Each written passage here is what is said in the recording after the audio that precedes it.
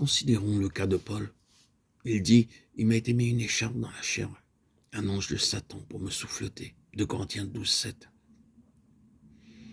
J'ai prié le Seigneur pour que cet ange de Satan se retirât de moi. Mais il m'a dit, ma grâce te suffit. La grâce pour vaincre. Pourquoi cette épine lui fut-elle donnée? De crainte que Paul ne s'élevât trop à cause de la grandeur de la puissance de Dieu qui agissait en lui.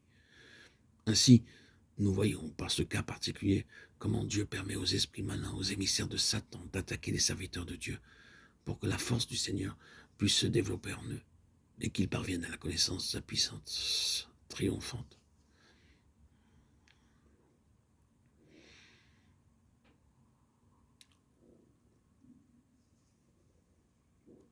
Les puissances des ténèbres sont capables de souffleter un poison sur toute une ville, toute une contrée.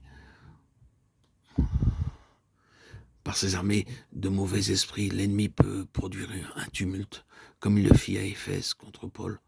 Vous vous rappelez comment la foule se précipita au théâtre en tumulte, criant, et plusieurs ne savaient pas même pourquoi ils étaient assemblés. Actes 19, 29, 32. C'était l'ennemi, le royaume de l'ennemi, qui avait produit ce tumulte contre Paul, ayant tordu ses paroles et cherchant à le faire mourir. Avez-vous remarqué avec quelle rapidité les doctrines de démons se répandent? Comme le vent. Alors que la vérité de Christ doit se frayer un chemin peu à peu à travers les ténèbres de l'atmosphère ambiante et de l'intelligence humaine. C'est peut-être pourquoi l'esprit d'erreur est comparé au vent, emporté par le vent de toutes sortes de doctrines, par la tromperie des hommes. Éphésiens 4, 14.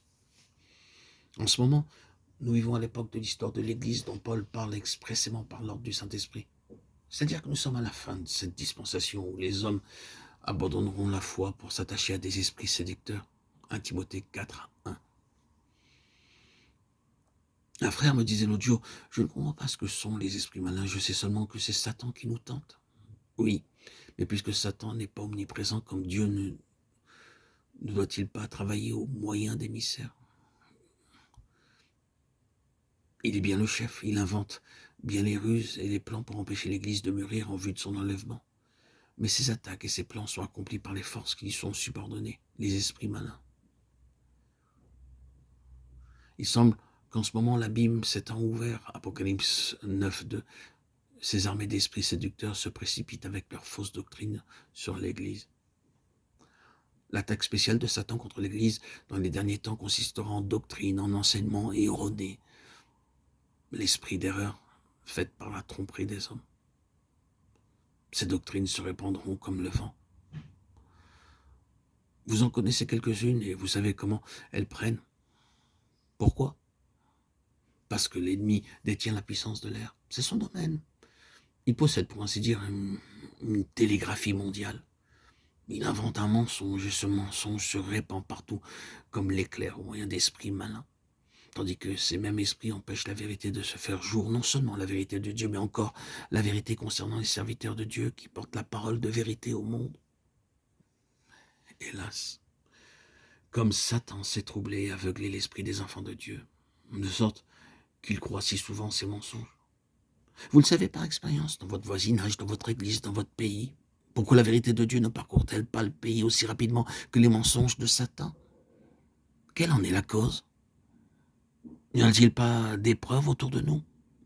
N'est-ce pas vrai dans votre expérience? N'est-il pas absurde que des enfants de Dieu se laissent aveugler à ce point sur ces choses, de sorte qu'ils se laissent prendre eux-mêmes par ces vents de doctrine satanique? Ils acceptent ce qui est dans l'air, dépression, médisance, rumeurs, mensonges, et ils absorbent le tout dans leur esprit, agissent à leur tour comme transmetteurs des mensonges de Satan, comme la foule des Éphésiens. Eux aussi, ils courent et crient sans savoir pourquoi.